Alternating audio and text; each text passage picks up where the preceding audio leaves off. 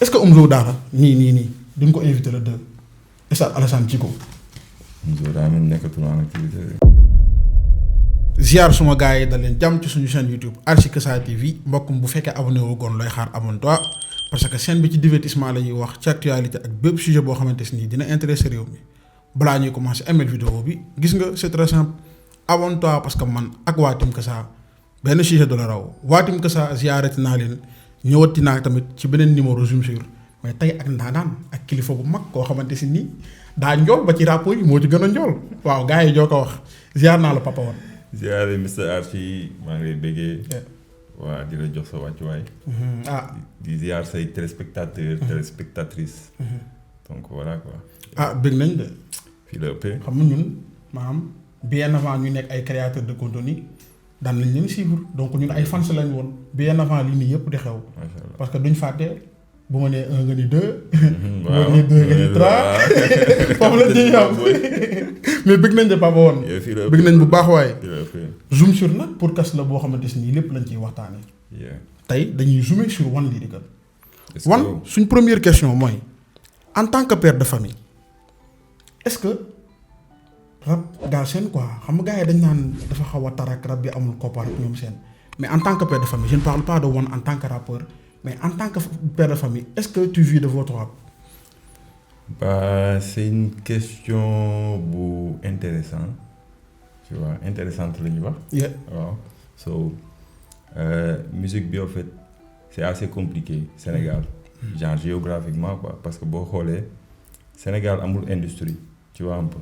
mais je me dis que ne même bu amul industrie il y a des artistes yoo xam ne ils sont intelligents tu vois par exemple musique ay revenu yam nekkul rek ci concert bi ngay dem ñu lay fay. wala ci stream bi kase tu vois am na lu ñuy wax ay droits d'auteur.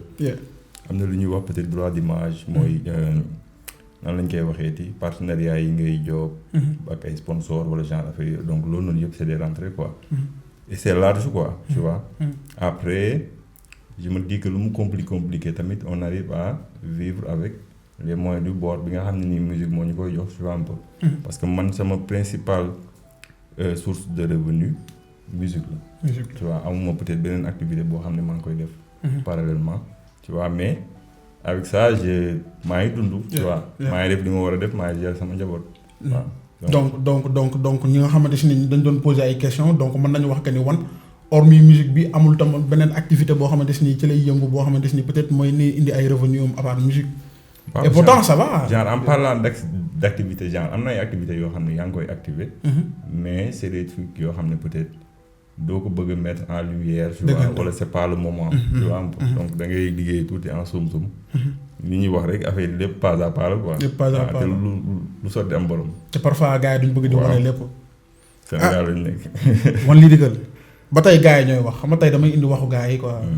gars yi nee nañ artistes yi en général ñu si bëri parce que yow ku la xam-xam ni def nga Caaroy. mais Pikine mooy sa fief mais ñu bëri ci gars yi dañuy wax que ni artistes yu bëri Pikine wala boog seen dëkkuwaay balaa ñu fay dem rek c'est parce que dañ leen di soxla ci ay événements.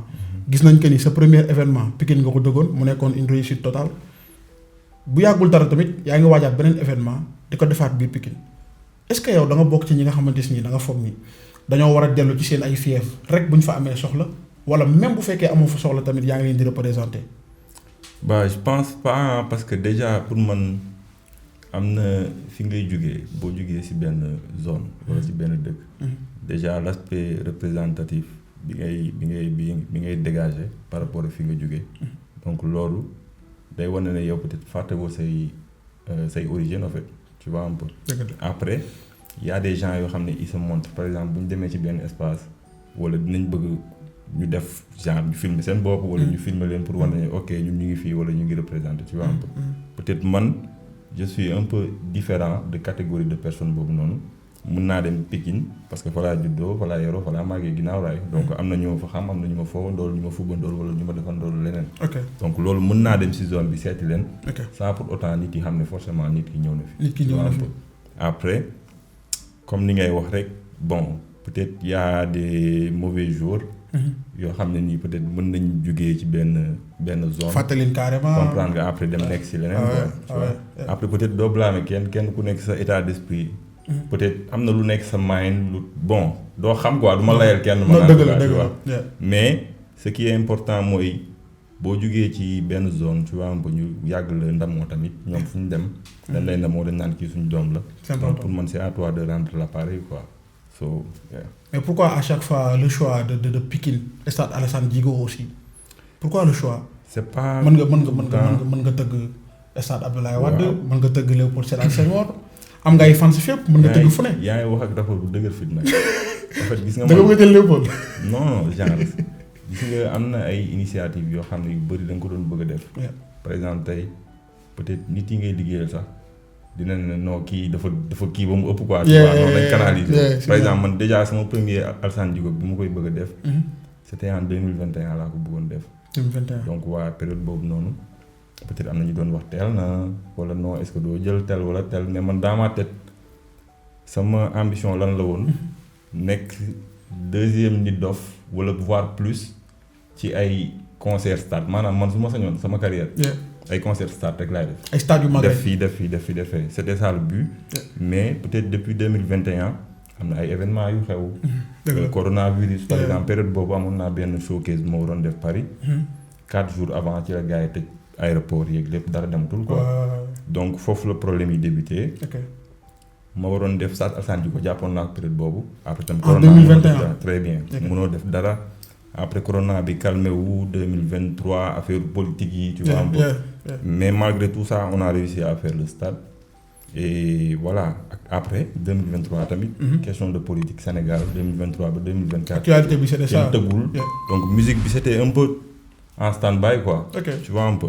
donc après l'idée c'est qu'on a toujours eu benn vision boo xam ne par exemple même bu ñuy def grand théâtre nañ ko dañ def ci esplanade bi par exemple l'idée maanaam à chaque fois da ngay bëgg di jël foo xamante si nii fu yaatu la quoi maanaam foo xam ne boo ko jëlee gars yi dañ naan wan est-ce que après l'idée derrière c'est pas d'impressionner wala de prouver qui que ce soit tu vois mais genre da ngay xam par exemple man su may def benn affaire du ma ko def rek parce que ok non naa ko def pour ñu ne non wan lii la wala damay am damay xam ne lii nii su ma ko defee par force day réussir moo tax ma koy def donc je vois grand donte peut-être des fois affaire yi ni nga koy bëggee nekkul noonu lay doxee parce que yàlla moo yor ay programme am donc voilà quoi yow da ngay def rek avec les moyens du bord donc loolu moo tax nga def choix wu stade Alassane Djigo Pikine le fait que nga dëgg Pikine aussi mais aussi da ngay bëgg di def ay affaires yu grave mais Nit Doff dañuy dégg à chaque fois nga koy tudd ci say affaire comme buy jël ay exemple même ci sa yenn son yi dañuy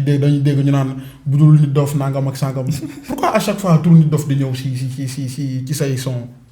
bon tout simplement parce que moo ma bëgg loo rap tu vois. donc ba may nekk mélomane. moo nekkoon sama rappeur préféré. de par li mu doon dégager son énergie son engagement tu vois un peu. ak voilà quoi genre amoon na benn truc de plus.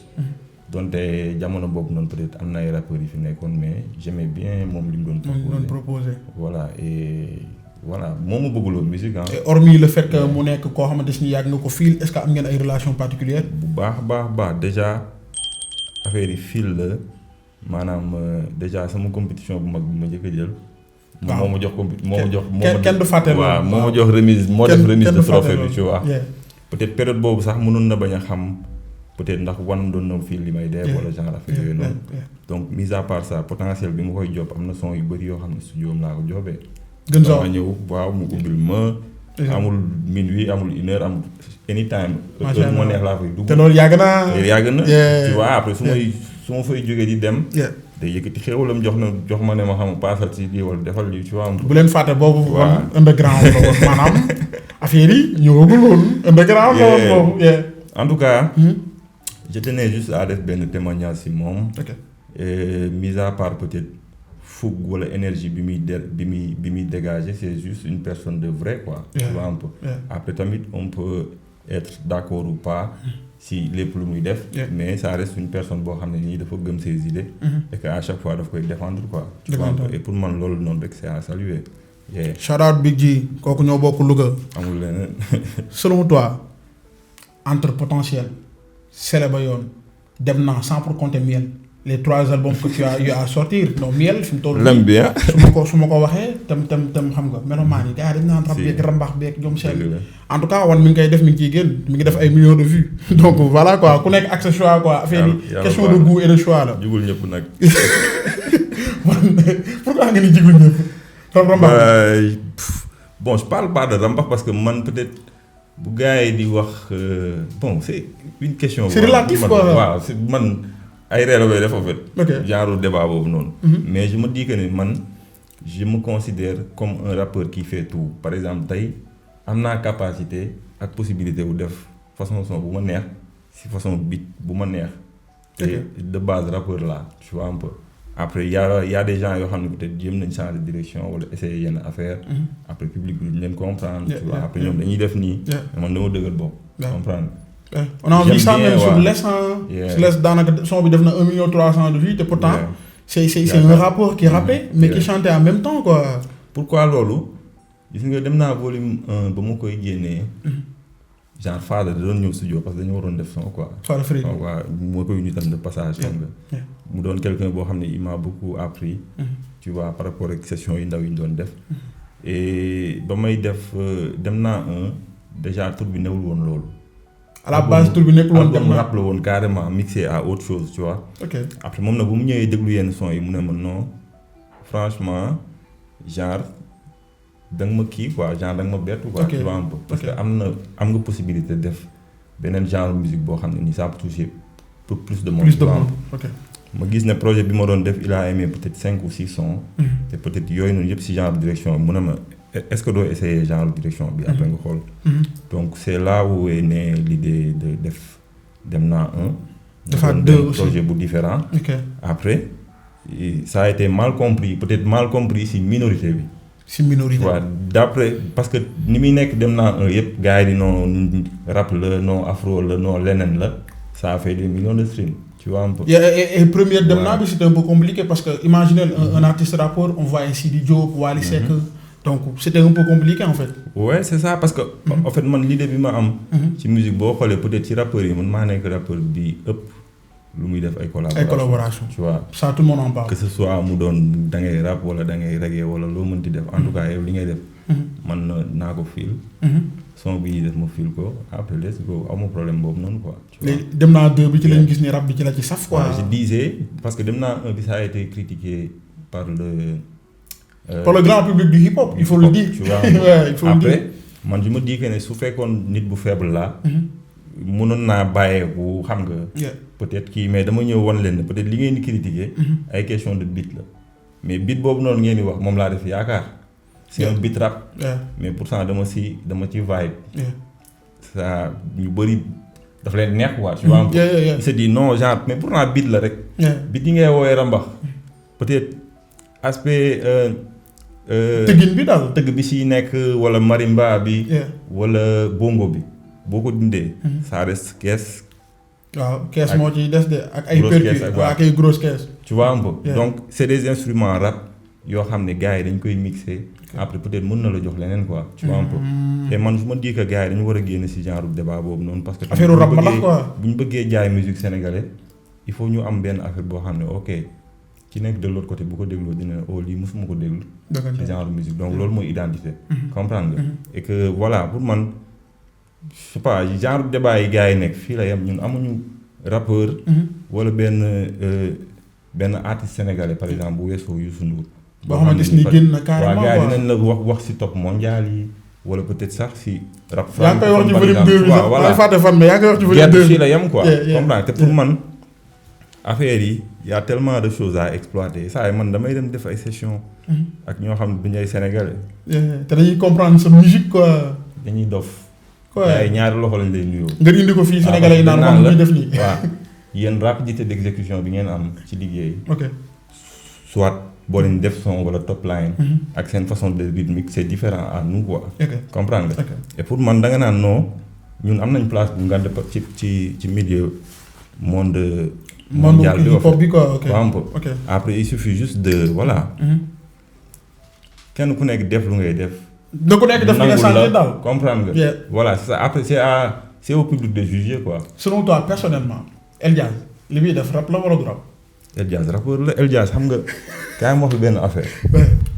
sama cousin la. xam naa. tu vois moo tax ma laaj la loolu. mis à part ça yéen xam ngeen El Jazz ay début. daan naa ko déglu. daan nga ko déglu. yàgg na nag. boobu booy la il faisait que du rap classe 1. da doon rap. pourtant El Jazz par exemple. léegi son bi mu doon way yaay. waaw pourtant El Jazz par exemple bu may reetaan lool il est beaucoup critiqué. non day rambax day def lii te pourtant ñiy wax day rambax day def lii bu demee concert jouer live. ñoom ñooy jug di jubile. loolu dëgg la c'est quoi la différence. loolu dëgg la musique lay def il a envie de apporter beneen affaire. wane ko mu ngi ciy gis boppam. public am mu ngi ciy gis boppam. mu ngi tëgg ay concert am muy fees. mais loolu leen bëgg daa wax dëgg fa yàlla am na fan base bu dëgër de. léegi pourquoi ci dem naa deux. te day feesal ay concert jàmbur. waaw loolu tamit dëgg la. gars yi nee nañ événement xam nañ ko ah.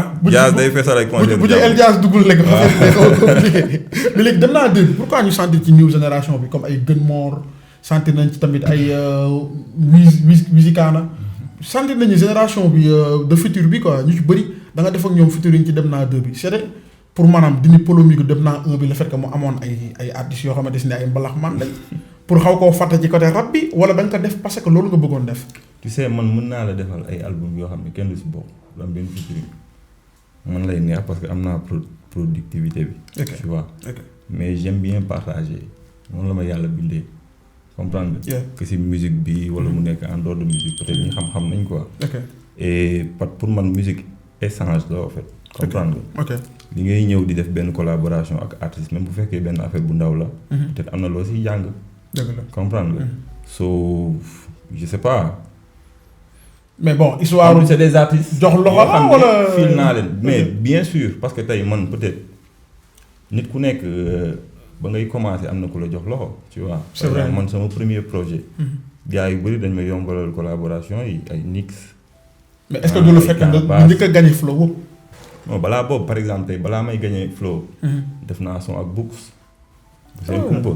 te jamono jooju noonu Books moo nekkoon numéro 1 rap Galsen. dëgg la comprendre donc mënoon na ne non benn boy la buy soog a ñëw. xam nga te Books daawul def son ak ñëpp. tu vois mënoon na ne benn boy bu soog a ñëw la non maa ngi sama wéy man maa nekk numéro 1. cool quoi tu vois mais def nañ collaboration à travers moom. tamit am na yeneen yoo xam ne nii juddu na si. et que je me dis que ne voilà ba may ñëw peut-être am na ñu ma tendre la main. ci ay collab. donc à moi de le faire quoi te je le fais avec plaisir ah. defuma ko pour ñu ne non collab na ak kii wala kee. mais c'est des artistes yoo xam ne. mais yow instant bii nii tu penses que ni yéen am ngeen relève. bu baax ak new génération bi fi nekk nii. am nañu relève mais itam dinaa leen wax benn affaire sama gars yi. wàññi leen star lu bi tuuti. la nouvelle génération. jàkkaarloo caméra bi c'est important. en fait ñun bi ñuy ñëw dañoo li gars yi di wax on avait la dalle. tu vois ñun bi ñuy ñëw dañ doon tasaare ay concert foo dem man yàgg naa dem concert du jàmbur. yéeg su ma yéegee concert bi day tas balaa borom concert bi di yéeg. mais loolu taxul woon. ma bàyyi affaire yi remonté ñu wala tête wala dara tu vois dañoo yàgg am esprit wu xiif. ok def nañ lii dañuy def lee dañuy wut lii dañuy wut lee tu vois un peu après je me dis que ne génération bi am nañ potentiel boo xam ne nii peut-être ñun bi ñuy départ sax amuñu ko woon tu vois parce que ils sont mieux outillés. comprendre nga. ils sont mieux structurés aussi. par rapport ça, tu vois, au réseau yi. booy ils écrivent bien en fait. am nañ ay plumes yu nice. peut-être da nga siy compter 3-4 personnes yoo xam ne am nañu. ils sortent du lot quoi identité. mais à part ça peut-être ñu si bëri ñoo diroo même nu ñuy rabee seen même style de rab yi la quoi. tu vois soyez concentrés am leen ay entourage yu baax. comprendre nga et bu leen yàkkamti quoi parce que mu dis que musique. du course xaw ma du marathon. waaw musique course de fond la quoi du course de vitesse. affaire de marathon après ce qui compte mooy résultat final bi boo demee ba sa carrière ñu ne ok musique lan la may est-ce que tabax loolu na la kër. est-ce que defar loolu na la ay affaires yoo xam ne voilà changé na sa life quoi. pour man c'est ça la vision xam nga bu leen limité wu ci li leen gars yi di juger léegi ok non kii moo fi nekk non kii mooy def lii. cohérent leen rek. ba yaanaa qui disent que aussi new génération bi lan moo tax par exemple mënuñu am couleur mooy dañoo topp ci ginnaaw yenn gars yi par exemple yenn boy yi dañuy faañee ni ñi quoi alors que yéen autant bi ngeen di ñëw da ngeen ñëwoon pour dëggal seen bopp genre seen yoon nekkul ci keneen quoi yéen da ngeen ñëwoon pour wane ni man maay wan lyrical je dois me faire ma place. fan sax mënut a ñàkk en réalité tu vois parce que pour man nit booy def dara am na ko tax nga bëgg ko. c'est vrai comprendre nga par exemple man ba muy commencé rap dañ ma doon wax lu bëri sa flow bi dafa niróo bu Papa Sow. J'ai tout fait ba am benn différence. pour ne pas que étiquette boobu tax sa carrière bu fekkee c'est quelqu'un que tamit j'apprécie beaucoup. Tu vois par rapport ak flow man moom rap Galsen moom flow am daf ma si doon daaj. bu Papa Sow il est fort. ak ressenti boobu tamit mënoon na am benn influence ba ma am benn. nduroo wàll de flow mais j'ai tout fait. pour dindi loolu am noonu sama identité boobu. donc ça c'est important quoi. ok donc foog nga détaché wu quoi pour mën a xam nga am sa yëfi bopp. c'est ça soo affaire yi. soo dee compliqué. foog nga mel ni wan rek jéem a def lépp jéem a mën lépp xam nga. damaa yaakaar ne dañoo dese xam doole bi ñu am comprendre nga. par rapport ak musique bi ñuy def. ok comprendre nga su may wax doole bi ñu am par rapport ak musique bi ñuy def mooy. en fait on a tellement de choses à exploiter tu vois. on a tellement de choses à se dire. par exemple jeunes yi nekk ci musique di ko def. ils ont tellement de choses à savoir. par exemple tey man dama leen jox benn conseil gis nga artiste yow yaa dem vers l'information par exemple bul jël lépp ne ok sama manager dina gérer lii donte manager élément bu clé la ci artiste. mais yow war na fekk. nga yeewu xam lu bëri. il faut que tu sois outillé quoi. très bien comprendre nga war nga xam lu bëri parce que teel a xam boobu noonu mooy tax en fait kenn du la nax ci dara wala di nga xam fooy teg sa tànk wala di nga prudent tu vois. par exemple man exemple là en fait balaa may xam lu bëri j'ai payé le prix tu vois. par exemple nax lañ la naxaat la balaa ngay comprendre. non man doo ma naxaat ma benn nga may nax. ñaari nax ba yow waaw. par exemple job naa sama contrat ak Kézit. tu vois c'était bien ci gars yi seen wax yi xam nga seen projection yi et tout. mais réalité bi mooy affaire yi ça prend du temps te nekkul lépp lañ lay wax quoi. donc man ba ma génnee ci loolu après ça m'a poussé à dem comprendre lu bëri. xam ni mooy lii mooy lee. parce que ce contrat ak Kézit autant ça faisait du bruit en fait. ouais dëgg la mais bon c'est ça. si affaire yi la bokk quoi. affaire yi la bokk affaire yi tamit mënoo di xëy rek xam nga di baax. di naan ñii di jot quoi. il faut ngay daanu yooyu noonu moom mooy tax voilà yow ngay. genre nga am benn constance wala benn cohérence par rapport ak li ngay def parce que dina fekk nga yeewu. waaw di nga ne ok. dugg naa ci pax bii nii ok su ma ñëwaatee dama koy esquiver. tu vois pour man le plus important après am na tamit ay boo j'en profite. yu bëri yu may wax ci affaire peut-être seen structure yi ñuy joobal comprendre nga. mooy label yi wala yooyu dañ leen di nax xam nga gars yi bàyyi leen bon xam naa tuuti tamit. bëggoon naa leen di coolal mais du ma leen coolal dama leen di junj. mais loolu war nga ko ci soññee waaw bàyyi leen booy yi ngeen di use booy itam yeewu leen mooy li mu leen wax dem leen ngeen. war nga ko ci soññee. dem leen ngeen renseigner wu par rapport ak lu bëri. xam nga so voilà quoi par exemple tey bu soobee yàlla. inchallah man je prévois de faire beaucoup de genre ay masterclass yoo xam ne da ngay dajale des artistes des beatmakers comprendre nga. expliquer leen ne ok affaire yi lii la mën nga ci am lii il faut juste être structuré. comprendre nga. y a tellement de choses à savoir mais c'est pas compliqué en fait. gars yi peut-être ñoo tayal quoi est-ce que demuñu vers l'information wala peut-être ñi nga xamante si ni ñoom ñoo dem ba comprendre carrément leeraluñu yenn booy. dañ leen ko war a wax parce que après ñun faute lay doon parce que. gars yi foog ñëpp mos suñu yenn grand yi muusoon xam yenn affaires yi doon ko wax kenn seen ay dil lañ koy jàpp. duñ bëgg affaire yi yam si ñoom. waaw te pour man loolu genre en fait après day jur ay talent yu bëri yoo xam ne. ay morne la ñuy nekk. dañuy nekk ci affaire yi def ci lépp mais après dara du ñëw quoi. du coup dañuy mujjee bàyyi. c'est ça mooy genre Sakim yi rapport yu raté yi. non genre Sakim bi mooy xeetu rapport yu yaa raté ngi tooñ Sakim de. wan su ma doon laaj. boo retourné woon 5 ans ci ginnaaw lan nga def sa carrière loo xamante ni yow maam bu tay doo ko defati lan lay doon. lu ma defoon sama ginnaaw loo xam ne bu doon tey du ma ko. doo ko defati ci rab bi quoi. ak fi nga jaar yëpp. mënuma la wax dara genre dama naan la.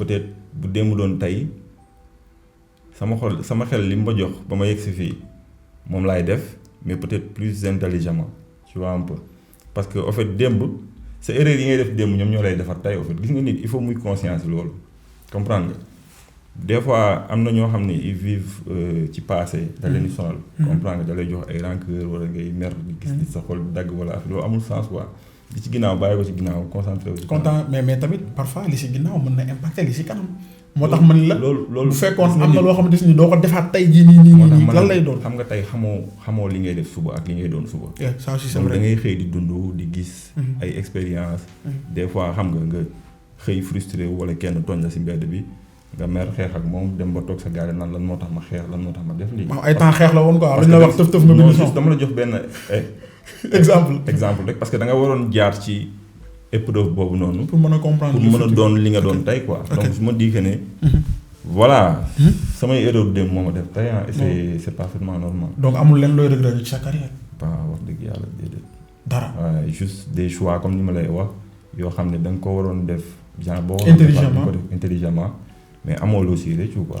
waaw lépp jàngate de àdduna loolu da ngay jàngate rek soit tu apprends ou soit tu gagnes yàlla bëri na sutura. est-ce que partenaire mës na la contacter wax la loo xamante ni peut-être proposition bu ngandee la mais yow ak sa ay valeur ak li ngay incarné nga bañ nangu contrat boobu noonu. waaye jot naa si liggéey benn y a des années ci ginnaaw.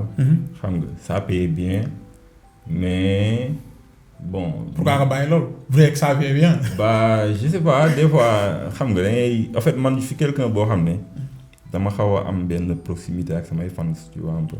par exemple man am na ñu bëri yoo xam ne nii changé na seen life. comprendre nga sans le savoir. comprendre nga des fois. nga dajeeg nit mu ne la man da nga ma jëlee si lii def ma si lee tu vois un peu. récemment am na sama benn copain maa ngi koy nuyu de passage. tu vois yor na benn parking. bëgguma tudd turam. dañ daje ma soxla woon def benn vidéo ma ñëw gis espace bi mu nice affaire yooyu noonu ma ne ko man dama bëgg a clip. comprendre nga. mu xool ma ree quoi ne ma yow fii loo bëgg nay jàmm. comprendre nga ne ma pourtant say moromi artistes yu bëri ñëw nañ si bëgg a clip. ma bañ ko ma bañ waaw après si la ma expliqué quoi ne ma man dama nekkoon ci dëkk. comprendre nga. dëkk filmant yi su ma waxee sax dina xam kan la. xam di liggéey des fois affaire da doon métti si man comprendre nga ba doon nekk si mbedd bi mais tout le temps sa ay son laa doon déglu quoi. comprendre nga moom ma doon jox motivation tu vois. moom ma doon dimbali as que mu jugaat quoi. donc tey ba peut-être yàlla def ma job foofu noonu am sama teraanga fii nii ñëw soog a investir ak Sénégal. donc waaw mu ne su ma gisee koo xam ne nii participer na si sama dund même bu fekkee benn affaire la bu ndaw. loolu genre dama koy def ak plaisir quoi. loolu noonu c'est des trucs yoo xam ne nii ça te marque. comprendre nga. peut-être c'est pas la première fois mu lay dal. mais da ngay xam ne yow musique lépp lu ngi si wax que ce soit mu doon lu baax. wala mu doon lu bon am na ñu muy impacté quoi. donc comme partenaire yi daal mais ba nii nit bu ñëwoon proposé la yoo xamante ni àndul ak yow. sa valeur yi ngay incarné li ma lay wax nii dañ maa bind ba ma daw parce que lu tax en fait dama am benn boy du benn boy sax ay boy yu bëri lañ. yu ma xam nga des fois. nit ni nga koy duggsee. ok.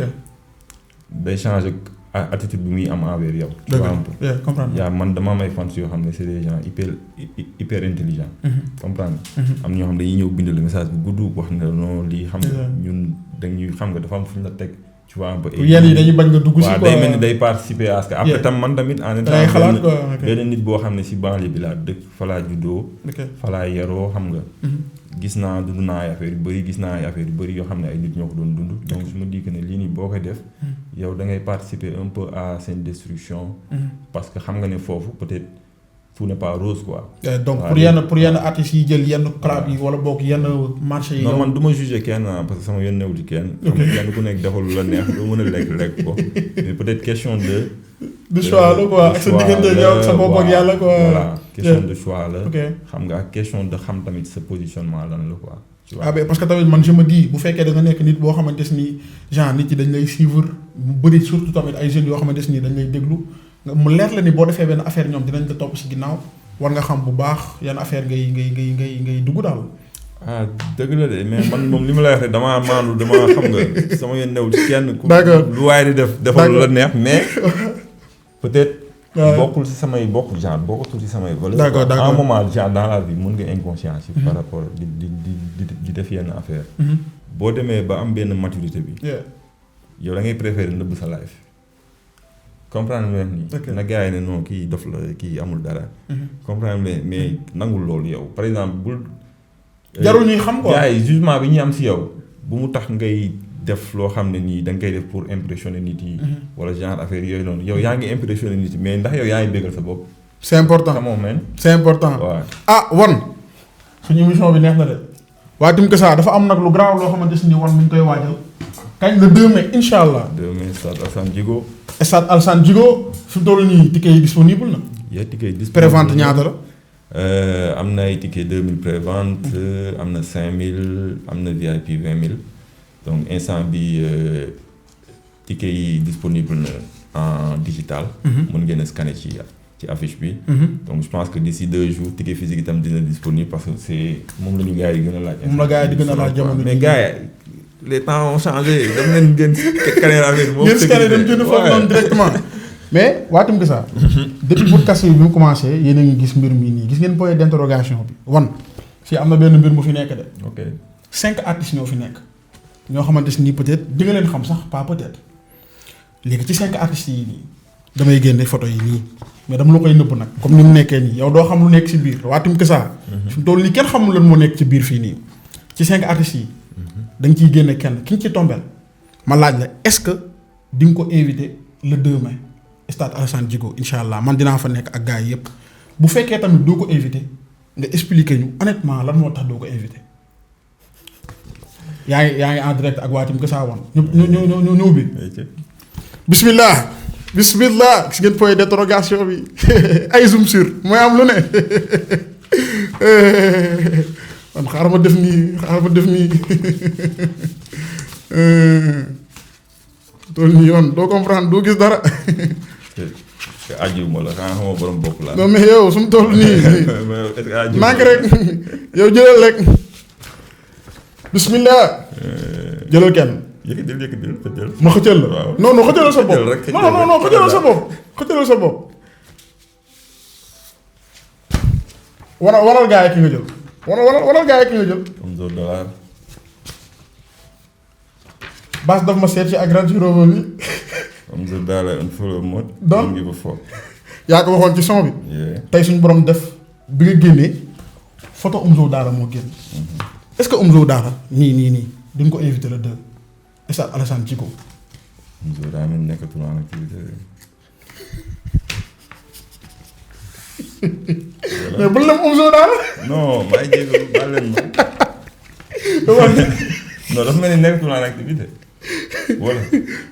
bi nga génne bi nga tëgg concert. ah. dëgg la mën lay jéem a rëbb waaw. non mais Omzo tëgg na concert bu yàggul dara arena. mais dana dafa bàyyi. daa tëgg concert bu pare bàyyi. waaw wala man ni ma ko comprendre noonu la ko gars yi comprendre. léegi yow kon yow Omzo Dollar doo ko invité le 2 mai. bah j'ai pas de problème ak moom honnêtement. pourquoi Omzo Dollar unfollow ma don't give a fuck ci yaakaar. c'est des faits. don't give a fuck rek. pourquoi mu unfollow la selon toi. je cherche pas à savoir. non parce que da nga ni ci son bi da nga ni Bass dafa ma seet ak Range Rover bi Omzo Dollar unfollow ma don't give a fuck. bah instant bi en fait. loolu c'est tout ce qui direct la. tout ce qu'il y a à savoir. mooy li ma wax. tu vois un peu. après joxewuma ay. explication joxewu ay détails wala dara tu vois parce que peut-être yegguñu foofu quoi. ok non après voilà man lu ma wax rek c'est des faits quoi moo tax ma wax ko c'est pas pour manquer de respect à qui que ce soit wala vexer kenn mais je suis comme ça. mais bu nekkoon en activité nag comme que yow jàpp nga ni Omzo Dollar nekkul en activité wan Lyrical moo ko wax. non genre par exemple même bu nekkoon en activité garder wuñu contact boobu amuñu contact boobu parce que déggante wuñu. ok ñu déggante quoi. ok comprendre donc gisuma intérêt wu koo xam ne peut-être déggante wu leen durant un moment nga jékki-jékki rek. bëgg koo invité sa ko waa quand même. mais gars yi ñu ngi jubóo de. non man xuloo ma kenn nag. xuloo kenn kon mën nga def ak son ñëpp. yaa ngi essayé nañu xuloo seen bopp man xuloo ma kenn de. waaw gars yi dañu xuloo seen bopp. mën na nekk de. wax dëgg ça en tout cas man kontaan naa ci invitation bi. xam nga fallait que jéem a dugal ci ay ci ay ndëgg sërëx. loolu mënul ñàkk mais waxtaan bi neex na te foog naa ne dina intéressé ñi nga xamante ni ñoom ñoo ñuy suivre parce que ñun dañuy bëgg à chaque fois bu ñuy waxtaanee ak benn artiste wala qu'importe si domaine bi ngay yëngu duñ figé wu directement rek ci fi nga nekk mais dañuy wax d'une manière générale noo gisee woon podcast bi ak lan mooy nekk sa mot de la fin. bah c'est bien j'ai aimé. en plus man ay nit yu ma apprécié ngeen. tu vois muy yow ak Sakim. par rapport ak seen liggéey ci réseau yi et tout. merci beaucoup pour man c'est important en fait ñu am des jeunes yoo xam ne nii am nañ benn prise de conscience. merci beaucoup comprendre parce que c'est des milliers de gens yoo xam ne nii ñoom ñoo leen di suivre. donc voilà quoi. ay modèle ngeen par rapport ak ci li ngeen nekk. di leen ñaanal affaire yi gën a jëm ci kanam. mu nekk ay studio. ak ay millions yu millions. amiin parce que si ñaan bi la bokk. mais balaa may tëj ñaareel wala. non man du ma takk ñaareel man góor benn jabar la. wala lii daal la mbaam na damaa cru nag quoi c'est comme ça c'est la vie. benn daal benn de te xale yi noonu lañ ma sonalee nag. ni ñu leen rek yàlla baax na. wax na de. donc sama gars yi je vous donne tous rendez-vous incha allah le 2 mai au stade Alassane Djigo. depuis que fi mu toll nii waaw foofu mooy neex. les dés sont jetés. les dés sont jetés. rendez-vous Alassane Djigo le 2. on va foutre le bordel. gars yi yëngal ci suuf nga yëngal ci kaw. dina neex dina yëngu comme d'habitude. mais dina am ay surprise. bah bien sûr. bien sûr one égale surprise loolu la gars yi xamee. spectacle son et lumière. xam nga su leer na fii booy jooy fii. non waaw mais daaw kat ma doon jooy xaw ma daaw la xaw ma 2023. Sakib. non pas Sakib lees bi. Sakib ñëwee la ne de. en tout cas sama gars yi je vous donne tous rendez-vous incha allah le 2 mai au stade Alassane Djigo de Pikine fi mu toll nii ticket yi disponible na en QR code ku dem si page One Lyrical boo fa demee di nga mën a scanner affiche bi nga xamante ni dugal na ko. adduna bi foofu lañ toll. tout est digitalisé. mais ticket physique yi incha allah aussi bu yàggul dara di ngeen si jot. tey moo nekkoon seen beneen numéro Zoom sur bu leen fàtte aimer la vidéo maximum partager leen ko ba mbir yi gën a yaatu commentaire yi aussi pour yéen la ñu waxandoo ko. jaajëf gars yi. que ça. gang gang.